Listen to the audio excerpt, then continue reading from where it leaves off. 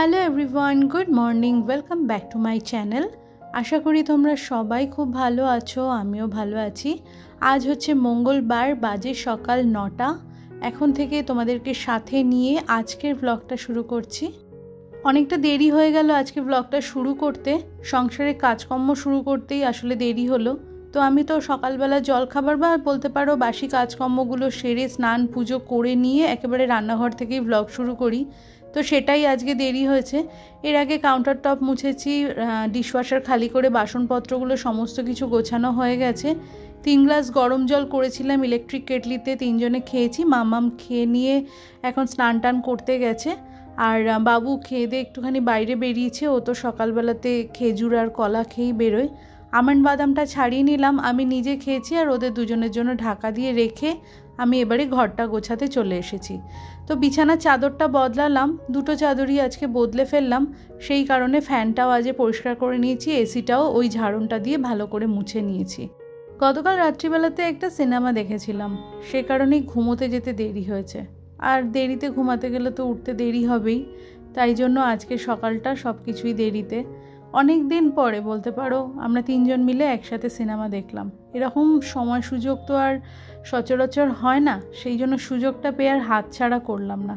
যদিও রাত্রিবেলা 10:30 থেকে 11টার মধ্যে আমি ঘুমাতে চলে যাই, তার বেশি আর দেরি করি না, কিন্তু ওই সময় সুযোগ হয় না, এরকম একটা সুযোগকে আর হাতছাড়া করলাম না। বাবু তো সারাদিন বলতে পারো বাড়িতেই থাকে না, নিজের কাজে ব্যস্ত, মামাম পড়াশুনো নিয়ে ব্যস্ত, ওরও সময় হয় না। আর আমি তো আমার ঘর সংসারের কাজেই থাকি।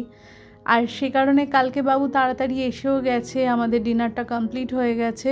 তাই একটা সিনেমা চালাবো বললাম, তো মাম্মাম বাবু দুজনেই দেখতে রাজি। ওই দেখতে থাকলাম, 12:30টার সময় শেষ হয়েছে, তারপরে ঘুমাতে গেছি। আর শোয়া মাত্রই যে সাথে সাথে ঘুম এসে যায় তা তো নয়। ওই শোয়ার পরে একটু আধটু কথাবার্তা বলতে বলতে কখন যে ঘড়ির কাঁটা 1:30টায় গিয়ে ছুঁয়েছে তার টেরটাও পায়নি। আর সকালবেলা উঠতে দেরি। তো যাই হোক, অসুবিধা কিছু নেই। হ্যাঁ, মামামের যদি কলেজ থাকতো বা বাবুর যদি সকালবেলা বেরোনোর তাড়া থাকতো তাহলে অনেকটাই অসুবিধা হয়ে যেত। তো যাই হোক, সেরকম কোনো ব্যাপার নেই। ছোট ছোট এরকম কিছু ঘটনার মধ্যে দিয়ে আমরা গৃহিণীরা কিন্তু অনায়াসেই নিজেদের সুখটাকে খুঁজে নিতে পারি, তাই না? সব সময় যে সুখী হতে গেলে পরে অনেক দামি বা ভারী ভারী জিনিসের প্রয়োজন হয় তা কিন্তু নয়। মনের আনন্দ বা মনের শান্তিটাই কিন্তু আমাদের গৃহিণীদেরকে অনেকটা সুখী করে দিতে পারে। আমার তো ব্যক্তিগতভাবে এরকমই কিছু মনে হয়। আমি জানি না তোমাদের কার কী মত, তবে আমি সারাদিন বাড়িতেই থাকি, ঘরের কাজকর্ম নিয়ে থাকি। বেরোই যে একবারে নয় তা নয়, প্রয়োজন হলে বেরোই বা কোনো সময় একটু আধটু এদিক ওদিক গেলাম, কিন্তু ঘরের মধ্যে 3 জন মিলে একসাথে বসে খাওয়া বা কোনো কিছু ঘটনা নিয়ে 3 জনে একসাথে গল্পগুজব করা, কোনো বিষয়ে গম্ভীর আলোচনা হোক বা হালকা আলোচনা হোক, এগুলোর মধ্যে নিজেদের সময়টা দেওয়া, বা এরকম মাঝে মধ্যে একটা আধটা সিনেমা দেখা। সবারই কাজের তাড়া থাকে, প্রত্যেকেই নিজের ব্যক্তিগত জীবনে ব্যস্ত আছেন, ঠিক কথাই, কিন্তু তার মধ্যে থেকেও সময় বেছে নিয়ে নিজেদের পরিবারের মানুষকে একটু আধটু সময় দেওয়া, এটা কি কম বড় কথা? আমার কাছে তো এটা অনেক বড় কথা। আমি কিন্তু এরকম ছোটোখাটো জিনিসেই অনেকটা সুখ অনুভব করি। আর এই তো এইখানে বিছানার চাদরগুলো সমস্ত বদলে ফেলেছি, আর ঘরটা ঝাড় দিয়ে নিলাম, কারণ ওই ফ্যান পরিষ্কার করেছি, এসিটা পরিষ্কার করেছি বলে যে ধুলোটা পড়েছে, ঝাড় দিয়ে ঘরটা আরেকবার পরিষ্কার করে নিয়েছি। ওয়াশিং মেশিনটা চলছিল, কাছাকাছি কমপ্লিট হয়ে গেছে, তাই জামা কাপড়গুলো ঝটপট মেলে দিলাম। এরপরে যাব জলখাবার বানাতে। গতকালে আটা মাখা রয়েছে, সেটা দিয়ে রুটিও হবে, ভাতও হবে, সবটাই হবে। আর এখন তো দেরি যখন হয়ে গেছে, আজকে জলখাবার খেতে খেতেও হয়ে যাবে অনেকটা দেরি। 3 জনেই তো ঘুম থেকে উঠেছি দেরিতে, ওই জন্য খুব একটা যে অসুবিধা হবে তেমনটা নয়। আর যে সমস্ত চাদর টাদরগুলো বদলে ফেলেছিলাম সবটা নিয়ে ওয়াশিং মেশিনে দিয়ে দিলাম, আগামীকালকে আবার চালিয়ে দেবো।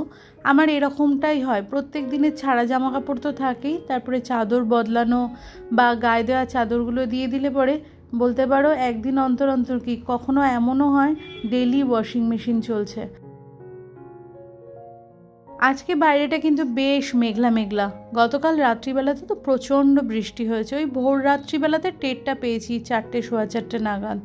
তবে জানতে পারলাম যে চারিদিকে জলে থই থই করছে। আমাদের এই এরিয়াটা বেশ অনেকটা উঁচু, সেই জন্য জল খুব একটা দাঁড়ায় না।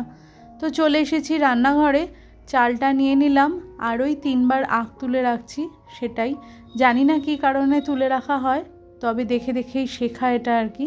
সেটাই আমি করি প্রত্যেক দিন, যখন চাল নিই 3 বার আখটাকে তুলে আবার ওই চালের ডাব্বাতেই রেখে দিই। পিজিএনের প্রেশার কুকারটা সম্পর্কে এক বন্ধু আমাকে আগের ব্লগে জানতে চেয়েছো। তো এইটা হচ্ছে আমার পিজিএনের প্রেশার কুকার। এটা 5 লিটারের, এর 3টে লিড আছে।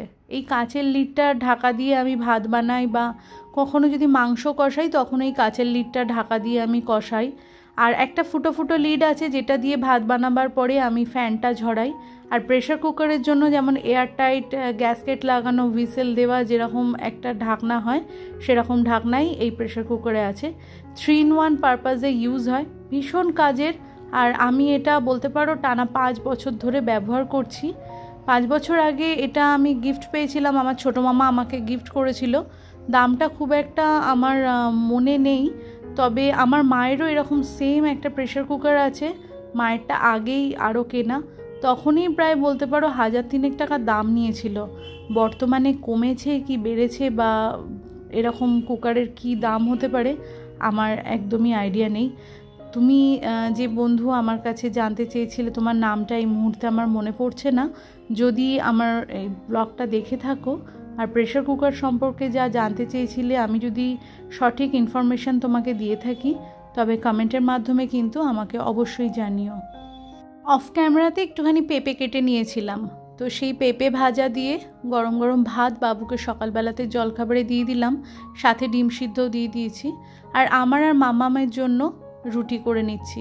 গতকাল রাত্রিবেলাতেই আটা মাখা ছিল, আর রাত্রিবেলার তরকারি হিসাবে বানিয়েছিলাম আমি ওই বিনস আর আলু কেটে কাঁচা লঙ্কা রসুন দিয়ে একটু ভাজা ভাজা মতো করেছিলাম, সেটাই রয়েছে। তো ওই সবজিটা দিয়ে রুটি আর ডিম সিদ্ধ, কলা, এই হচ্ছে আমার আর মামামের আজকের সকালের জলখাবার। সুখ সম্পর্কে যে কথাটা তোমাদের সাথে আমি বলছিলাম, যে আমার মতে টাকায় কিন্তু সুখ কেনা যায় না। অর্থ ব্যয় করে আমরা অনেক মানুষের জন্য অনেক কিছু করতে পারি, কিন্তু মানুষের জীবনের আসল মূল্যবান জিনিস হচ্ছে সময়।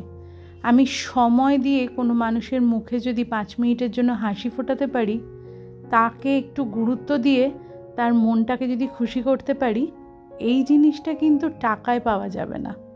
টাকায় এইসব জিনিস বাজারে বিকোয় না। আসল কথা হচ্ছে সময়টাই সব। কারোকে সময় দেওয়াটাই হচ্ছে আসল ব্যাপার। শুধুমাত্র নিজের কথা ভাববো, নিজের জন্য সময় ব্যয় করব, সেই সময়টা এমনভাবে ব্যয় করব যাতে আমি নিজে খুশি হতে পারি, এতে কিন্তু প্রকৃত সুখ পাওয়া যায় না। আর এটা হলো স্বার্থপরতার লক্ষণ। নিজের ভালো লাগা বা নিজের ভালো থাকার জন্য ব্যয় করার সময়টা কিন্তু ওই ক্ষণিকেরই সুখ এনে দেয়, আবার তো সেই সব কিছুর শেষে ঘরে ফেরা। তো আমরা স্থায়িত্ব যেই জায়গাটাতে পাই সেটা হচ্ছে আমাদের ঘর পরিবার থেকেই, বা ঘর পরিবারের মানুষের থেকেই। সেইখানটাতে যদি একটুখানি সময় দিয়ে একটু কোয়ালিটি টাইম আমরা সবাই মিলে যদি কাটাতে পারি, তো এর থেকে বেশি সুখ তো আর কোথাও হয় না। আমি হয়তো মোটা টাকার টিকিট কেটে একটা বড় এসি থিয়েটারে গিয়ে একটা ভালো মুভি দেখতেই পারি 2-1 ঘন্টার জন্য, সেইটুকুনি পাওয়ার সুখ কিন্তু ক্ষণিকেরই হয়। তো যেইখানটাতে আমার জীবনের একটা স্থায়িত্ব আছে, আমার নিজের ঘর, আমার পরিবার, ঘর পরিবারের মানুষ, তাদের মধ্যে থেকে যদি আমি একটুখানি আনন্দ খুঁজে পাই বা তাদেরকে খুশি করে সেইখান থেকে যদি একটু সুখ খুঁজে পাই, সেটাই তো হচ্ছে প্রকৃত সুখ, তাই না? টাকার বিনিময়ে কেনা কোনো জিনিসের কোনো মূল্য থাকে না। বাজারে যা বিকোয় সেটা আজকে তোমাকে ক্ষণিকের সুখ দিলেও তার কিন্তু কোনো স্থায়িত্ব নেই। অনেকের মুখেই শুনেছি, অনেকেই বলেন যে টাকায় কিন্তু সব কিছু পাওয়া যায় বাজারে, কিন্তু আমার ব্যক্তিগত মতামত হচ্ছে এটাই, টাকায় সব কিছু পাওয়া যায় না। যা বাজারে বিকোয় টাকায় শুধু সেটুকুনিই কিনতে পাওয়া যায়। আচ্ছা বলো তো, টাকায় কারোর ভালোবাসা কেনা যাবে? কারোর আবেগ, অনুভূতি, অন্তরের টান পাওয়া যাবে কিনতে? এক সন্তানের মা বা বাবা ডাকটা পাওয়া যাবে টাকায় কিনতে? একজন সৎ মানুষের সততা কিনতে পাওয়া যায়? এখন হয়তো রাস্তাতে সত্যবাদীর মুখোশ পরা অনেক মানুষের ঢল দেখতে পাবে, কিন্তু আসল একজন সৎ মানুষ টাকায় বিকোয় না। মানুষ কিন্তু স্বার্থপর হয়ে শুধু নিজের কথা ভেবে বাজার থেকে টাকার বিনিময়ে নিজের সুখের জন্য অনেক কিছু কিনতে পারে, সেটাকে কিন্তু কখনোই আসল সুখ বলে না। একটু সময় ব্যয় করে নিজের ঘরের মানুষের কাছ থেকে বা নিজের পরিবারের সাথে একটু সময় কাটিয়ে আমরা যে অনুভূতিটা পাই তার মধ্যে কিন্তু আসল সুখটা লুকিয়ে আছে। রাত্রিবেলার রুটিগুলো সমস্ত কিছু করে নিয়েছি, শুধু একটা তরকারি করলেই হয়ে যাবে। আর দুপুরে রান্না করলাম পাবদা মাছের ঝাল, আর একটু মুসুর ডালটা শুকনো শুকনো করে সিদ্ধ করে নিয়েছি। আলু ভাজা রয়েছে। তো বন্ধুরা, আজকের এই ব্লগটা এখানেই শেষ করছি। দুপুর 1:30 বাজে খাবারটা সার্ভ করে নিলাম। তোমাদের সাথে দেখা হচ্ছে নেক্সট ব্লগে। ততক্ষণের জন্য টাটা।